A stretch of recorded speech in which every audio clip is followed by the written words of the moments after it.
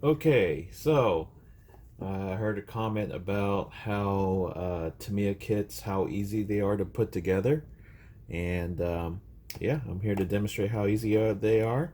And with that, I'm going to use the uh, Tamiya Scharnhorst Battle Cruiser set. It's 1/700 scale. So, anyways, here it is.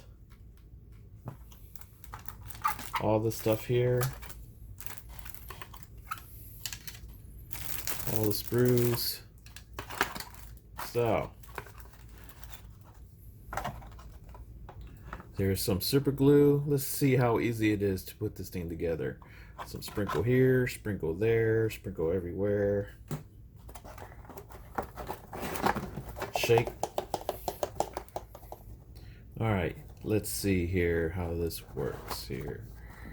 So, whoa! How does that? Whoa! Tamiya is really easy to put together. Jeez, it's a miracle.